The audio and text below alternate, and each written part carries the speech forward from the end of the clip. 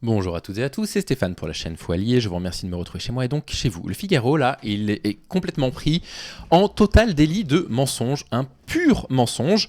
Grosso modo, vous avez Pierre-Édouard Stérin, milliardaire, dont je vous ai déjà parlé dans la vidéo sur la chaîne des dossiers du Foilier au sujet de Florence Bergeau-Blaclair, qui finance le CERIF, l'organisme de Florence Bergeau-Blaclair, un milliardaire d'extrême droite qui finance Florence Bergeau-Blaclair, il faudrait que ça vous fasse réfléchir, si vous soutenez encore la chercheuse du CNRS.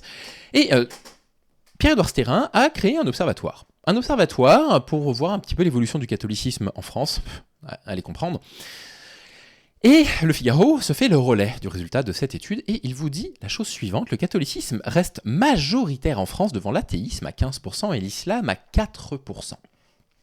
Eh bien, il se trouve que c'est un mensonge, c'est complètement faux. Donc, on va d'abord lire la note de la communauté sur X, qui explique à quel point ce truc est mensonger, puis ensuite on va rentrer un peu dans le fond du sujet, parce que affirmer des choses pareilles est quand même assez, je trouve, inquiétant aujourd'hui en France, qu'un journal se permette ce genre de mensonge. Voilà la note de la communauté rajoutée le 3 juin, d'après cette même étude commandée par l'Observatoire français sur le catholicisme, on va revenir là-dessus, créée le 2 juin et financée par le milliardaire catholique Pierre-Édouard Stérin, donc voilà, il a créé un observatoire le 2 juin, il a sorti une étude le 3 juin, bref, 53% des Français ne croient pas en Dieu. Et donc le catholicisme en France n'est pas majoritaire. Ce qui est majoritaire, c'est l'athéisme, bien évidemment. Et puis surtout, écoutez, on va lire un tout petit peu les trucs sur cet observatoire. Voici ici un site qui s'appelle lavie.fr qui nous dit ceci, le catholicisme reste minoritaire en France, mais se réaffirme selon un sondage IFOP. Donc là, on nous le dit, le catholicisme reste minoritaire. Là, vous avez le Figaro qui vous dit l'inverse. Le catholicisme reste majoritaire. Il y a carrément une inversion totale du sens de la réalité. L'Observatoire français du catholicisme, l'OFC, publie une étude sur l'impact de l'Église dans la société. Le sondage confirme la forte sécularisation de la France et le statut devenu minoritaire de la religion catholique. Il dévoile aussi un réveil des baptisés dans une société en quête de spiritualité. Alors ça, c'est vrai qu'il y a de plus en plus de baptêmes actuellement en France, j'ai lu ça, et on ne sait pas réellement pourquoi. Alors la recherche de spiritualité peut l'expliquer, mais il y a eu aussi beaucoup sur TikTok d'influenceurs catholiques qui ont raconté leur carême, etc. Donc voilà, il y a un retour à ça. Bon, bref. Revenons juste à la lecture de l'article. La tendance se confirme, de moins en moins de Français déclarent croire en Dieu. À la question « Croyez-vous en Dieu ?», d'après une étude de l'IFOP, 59% répondent non contre 51% en 2021. Donc vous voyez, l'athéisme grimpe en flèche. Je veux dire, en l'espace de 4 ans, une étude montre qu'il y a quasiment 10% de la population qui déclare ne pas croire en Dieu, 10% de plus. Mais les détails des réponses aux questions de l'enquête révèlent un résultat plus nuancé. L'étude se distingue en tout cas par un panel large de 2000 personnes. Je suis désolé, ça n'est pas un panel large pour savoir si les Français croient en la religion. 2000 personnes, ce n'est pas suffisant. Le sondage a été réalisé en ligne par un questionnaire auto-administré entre les 13 et 19 février 2025 sur un échantillon de 2000 personnes. Des questions approfondies et un comparatif dans le temps avec les résultats d'études IFOP des années précédentes depuis 61. L'enquête, qui s'intitule « Identité, pratique et perception du catholicisme en France », a été réalisée par l'IFOP pour l'Observatoire français du catholicisme à l'occasion de son lancement ce 2 juin 2025. Grosso modo, ils ont commandé un sondage qui a été réalisé sur quelques jours, sur seulement 2000 personnes, sur moins d'une semaine. C'est commandé par un milliardaire qui crée du coup le lancement de son observatoire, et il explique qu'il a des résultats fiables, et le Figaro en conclut que le catholicisme est devenu majoritaire en France, mais bien sûr. Bref, cette nouvelle organisation privée à laquelle collabore l'Église de France veut offrir une meilleure compréhension de l'Église catholique à un public catholique engagé sur le terrain et demandeur, explique Aurélie Frilot, directrice de l'OFC. Elle est aussi responsable du groupe d'études sur les chrétiens d'Orient et les minorités persécutées à l'Assemblée nationale, et par ailleurs conseillère de Paris, groupe Les Républicains. Alors les minorités persécutées à l'Assemblée nationale, c'est les chrétiens, D'accord ? Ok, moi je suis allé lire un article sur elle, c'est absolument pas les musulmans en France, c'est absolument pas la montée de l'antisémitisme en Europe ou dans le monde, non, c'est les chrétiens. Évidemment que les chrétiens d'Europe sont persécutés, à l'évidence, il n'y a absolument aucun doute, mais en France, les minorités chrétiennes ne sont pas persécutées, ça n'est pas vrai. Parmi les mécènes privés de ce nouvel observatoire figure le Fonds du bien commun, créé par Pierre-Édouard Stérin, médiatisé en particulier depuis juillet 2024, et son annonce du lancement de projet Périclès, qui vise à soutenir les valeurs et l'union des forces de droite, extrême droite, on l'avait vu. Nos choix de financement restent ouverts et larges, insiste toutefois Aurélie Pirillo, qui souligne l'indépendance du nouvel observatoire. Alors moi j'adore la novlangue, qui tend à vider de leur substance toute réalité des mots. Les mots n'ont plus aucun sens. Vous êtes financé par des personnes qui sont d'extrême droite et on vous dit indépendant. Bah non, vous n'êtes pas indépendant quand vous dépendez financièrement de donateurs.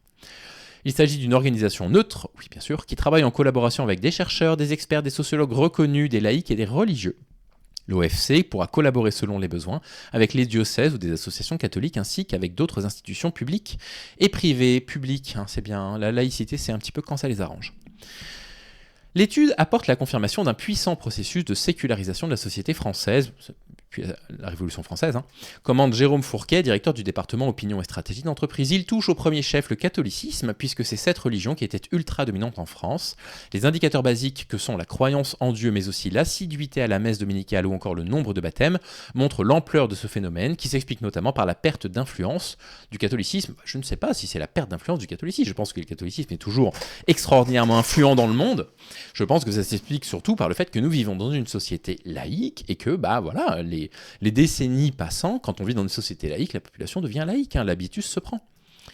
Un repli qui ne concerne pas uniquement l'institution, mais aussi la présence des chrétiens et des catholiques dans la société. D'après le sondage sur l'ensemble des Français en 2007, 59% déclaraient avoir un ou des chrétiens impliqués dans la vie de l'Église dans son entourage familial et amical, contre 47% aujourd'hui. Ceux qui disent en avoir plusieurs étaient 46% en 2007, ils sont 30% en 2025. On a franchi une marche très significative, selon Jérôme Fourquet, pour qui ce sondage correspond à plusieurs éléments.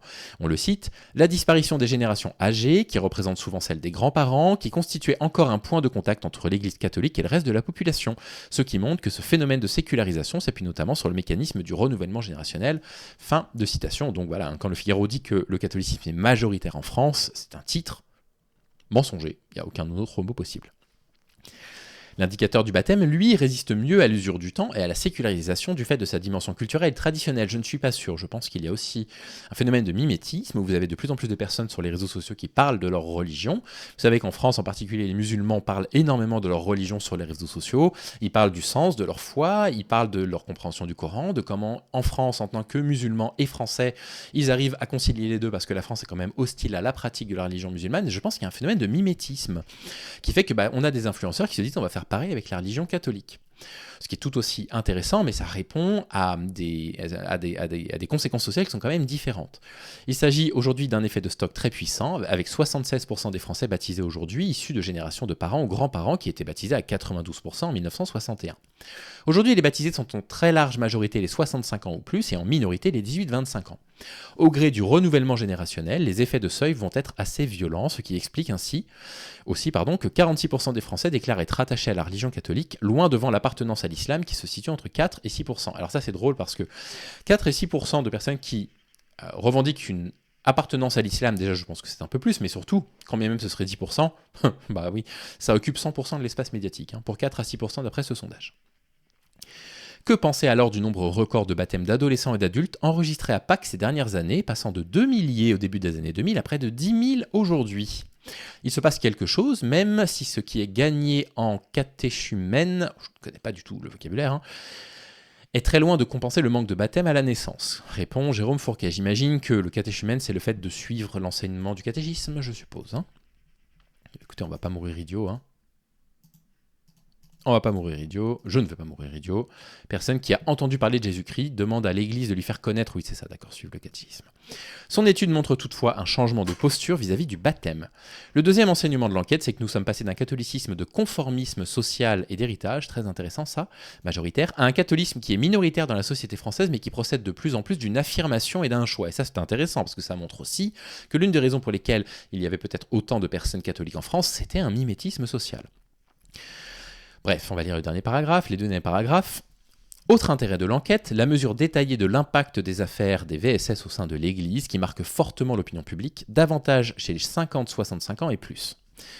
Quand on vous dit que les jeunes générations ne sont pas du tout la génération qui va vous sauver en ce qui concerne les VSS, on ne plaisante pas, il va falloir continuer à militer.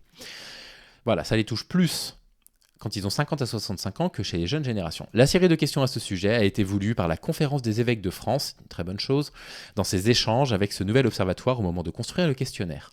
Dans ce même sondage, l'image des prêtres au sein de la société en ressort ternie, ces derniers étant jugés dignes de confiance à 52% seulement, une chute de 16 points par rapport à 2017.